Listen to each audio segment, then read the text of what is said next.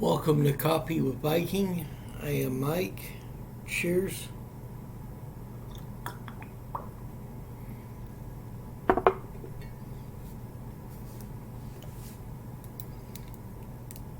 Second Samuel, chapter 13.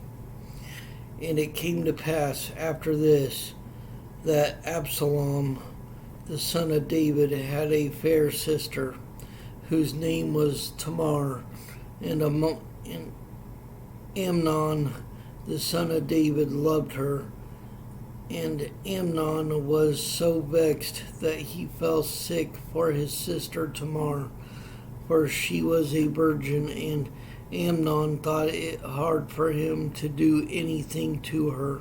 But Amnon had a friend whose name was Jonadab, the son of Shimeah, David's brother, and Jonadab was a very subtle man, and he said unto him, Why art thou, being the king's son, lean from day to day?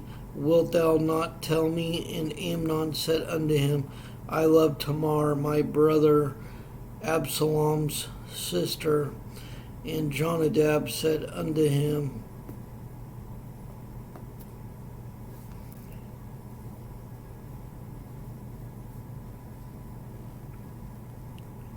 And Amnon said unto him, I love Tamar, my brother Absalom's sister. And Jonadab said unto him, Lay thee down on thy bed, and make thyself sick.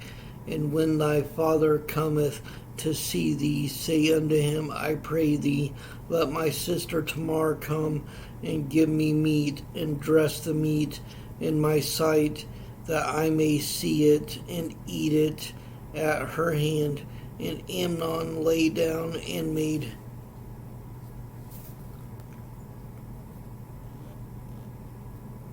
So Amnon lay down and made himself sick. And when the king was come to see him, Amnon said unto the king, I pray thee, let Tamar my sister come and make me a couple of cakes in my sight, that I may eat at her hand. Then David sent home to Tamar, saying, Go down to thy brother Amnon's house and dress him meat. So Tamar went to her brother Amnon's house, and he was laid down, and she took flour and kneaded it, and made cakes in his sight, and did bake the cakes. And she took a pan and poured them out before him, but he refused to eat. And Amnon said, Have out all men from me. And they went out every man from him. And Amnon said unto Tamar, Bring the meat into the chamber, that I may eat of thine hand. And Tamar took the cakes which she had made, and brought them into the chamber to Amnon her brother. And when she had brought them into him to eat, he took hold of her, and took unto her, Come lie with me, my sister. And she answered him, Nay, my brother, do not force me, for no such thing ought to be done in Israel. Do not thou this folly. And whither shall I cause my shame to go? And as for thee, thou shalt be as one of the fools of Israel. Now therefore I pray thee, speak unto the king, for he will not withhold me from thee. Howbeit he would not hearken unto her voice, but being stronger than she, forced her and lay with her. Then Amnon hated her exceedingly, so that the hatred wherewith he hated her was greater than the love wherewith he had loved her. And Amnon said unto her, Arise, be gone. And she said unto him, There is no cause. This evil in sending me away is greater than the other that thou didst unto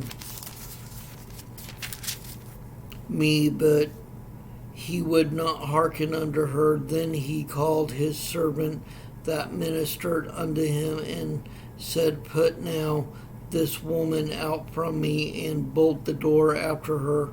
And she had a garment of divers colors upon her, for with such robes were the king's daughters that were virgins apparelled.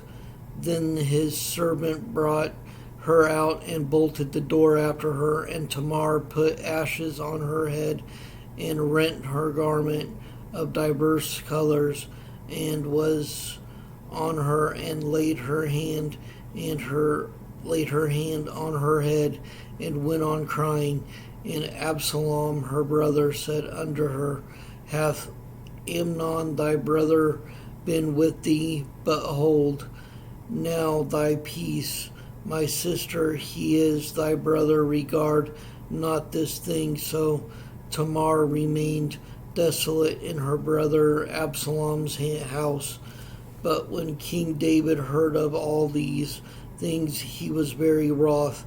And Absalom spake unto his brother Amnon neither good nor bad, for Absalom hated Amnon, because he had forced his sister Tamar. And it came to pass after 2 full years that Absalom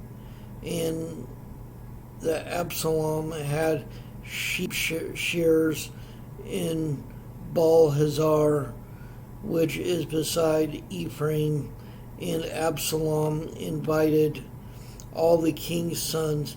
And Absalom came to the king and said, Behold, now thy servant hath sheep shears. Let the king, I beseech thee, and his servants go with thy servant. And the king said to Absalom, Nay, my son, let us not all now go, lest we be chargeable unto thee. And he pressed him, howbeit he would not go, but blessed him. Then said Absalom, If not, I pray thee, let my brother Amnon go with us. And the king said unto him, Why should he go with thee? But Absalom pressed him that he let Amnon and all the king's sons go with him. Now Absalom had commanded his servants, saying, Mark ye now when Amnon's heart is merry with wine, and when I say unto you, Smite Amnon, then kill him. Fear not, have not I commanded you? Be courageous and be valiant. And the servants of Absalom did unto Amnon as Absalom had commanded. Then all the king's sons arose, and every man gat him up upon his mule and fled. And it came to pass, while they were in the way, that tidings came to David, saying, Absalom hath slain all the king's sons, and there is not one of them left.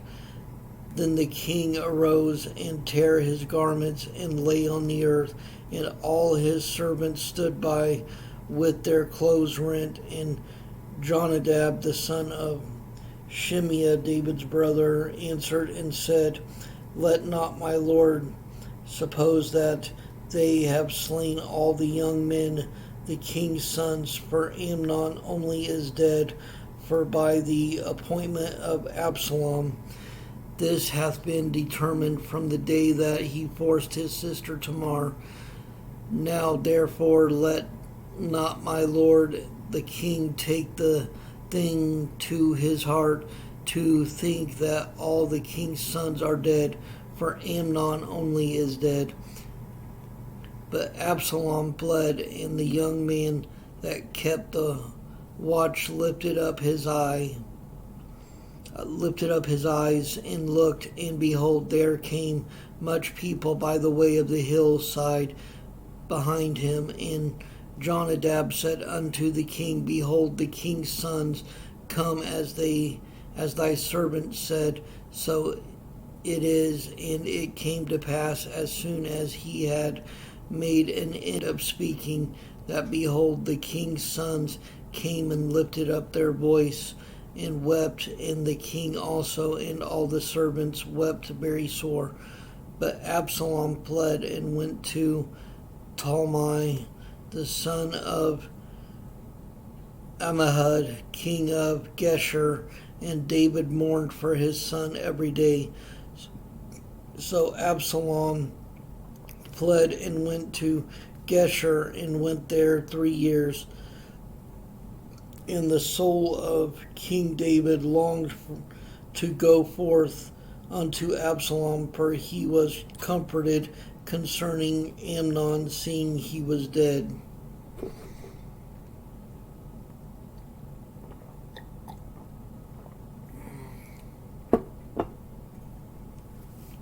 Chapter 14. Now Joab, the son of Zeruiah, perceived that the king's heart was toward Absalom. And Joab sent to Tekoa and fetched thence a wise woman and said unto her, I pray thee, feign thyself to be a mourner, and put on now mourning apparel, and anoint not thyself with oil, but be as a woman that had a long time mourned for the dead. And come to the king and speak on his and come to the king and speak on this manner unto him. So Joab put the words in her mouth, and when the woman of Tekoa spake to the king, she fell on her face to the ground and did obeisance and said, Help, O king. And the king and the king said unto her, What aileth thee? And she answered, I am indeed a widow woman, and mine husband is dead, and thy handmaid had 2 sons, and they 2 strove together in the field, and there was none to part them, but the one smote the other, and slew him. And behold, the whole family is risen again, thine handmaid. And they said, Deliver him that smote his brother, that we may kill him for the life of his brother whom he slew, and we will destroy the heir also. And so they shall quench my coal which is left, and shall not leave to my husband neither name nor remainder upon the earth. And the king said unto the woman, Go to thine house, and I will give charge concerning thee. And the woman of Tekoa said unto the king, My lord, O king, the iniquity be on me and on my father's house, and the king and his throne be guiltless. And the king said, Whosoever saith aught unto thee, bring him to me, and he shall not touch thee any more. Then said she, I pray thee, let the king remember the Lord thy God, that thou wouldest not suffer the revengers of blood to destroy any more, lest they destroy my son. And he said, As the Lord liveth, there shall not one hair of thy son fall to the earth. Then the woman said, Let thine handmaid, I pray thee, speak one word unto my lord the king. And he said, Say on. And the woman said, Wherefore then hast thou thought such a thing against the people of God? For the king doth speak this thing as one which is faulty, in that the king doth not fetch home again his banished. For we must needs die, and are as water split on the ground, which cannot be gathered up again. Neither doth God respect any person, yet doth he devise means that his banished be not expelled from him. Now therefore that I am come to speak of this thing unto my lord the king, it is because the people have made me afraid. And thy handmaid said, I will now speak unto the king.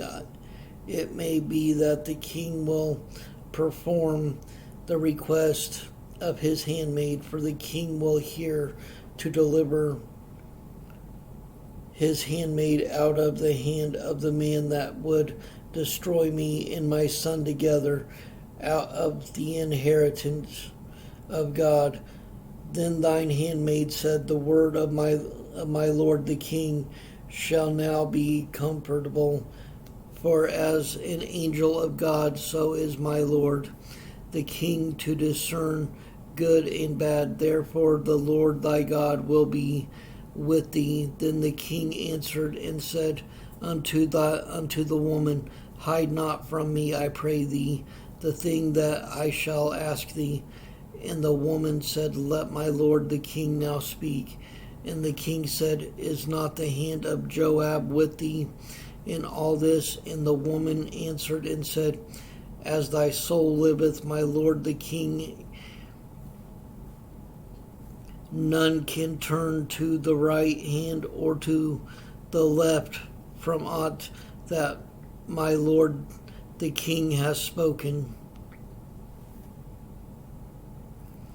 For thy servant Joab, he bade me, and he put all these words in the mouth of thine handmaid to fetch about this form of speech. Hath thy servant Joab done this thing, and my lord is wise according to the wisdom of the angel of God, to know all things that are in the earth. And the king said unto Joab, behold, now I have done this thing. Go therefore, bring the young man Absalom again. And Joab fell to the ground on his face and bowed himself and thanked the king. And Joab said, today thy servant knoweth that I have found grace in thy sight, my lord, O king, in that the king hath fulfilled the request of his servant. So Joab arose and went to Geshur and brought Absalom to Jerusalem. And the king said, let him turn to his own house, and let him not see my face. So Absalom returned to his own house, and saw not the king's face.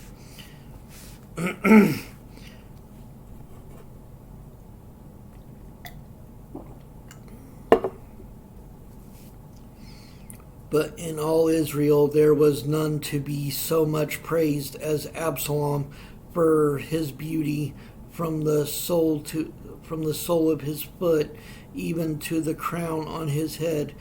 There was no blemish in him. And when he pulled his head, for it was at every year's end that he pulled it, because the hair was heavy on him, therefore he pulled it. He weighed the hair of his head at 200 shekels after the king's weight.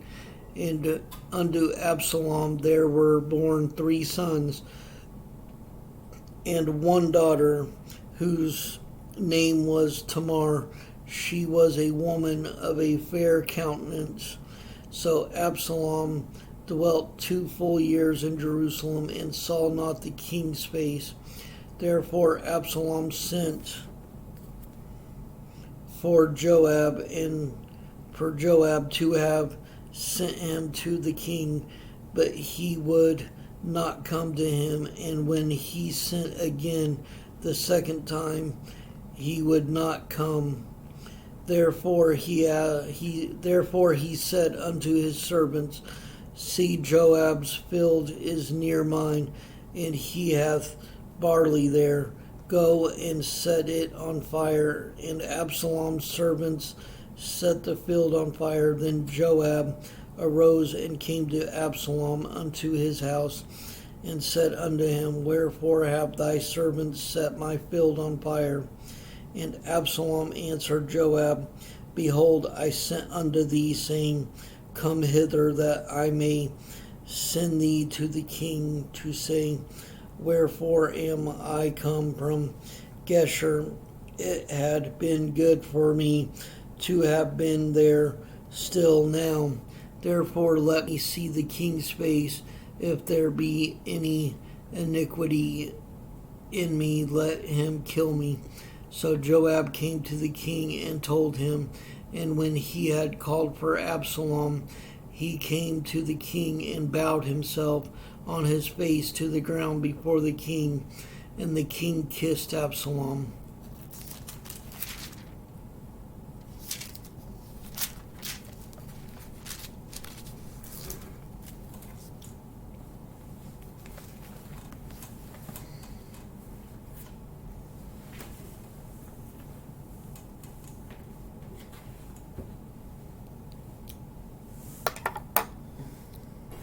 Stay strong in the word of the Lord. Stay blessed. Stay caffeinated.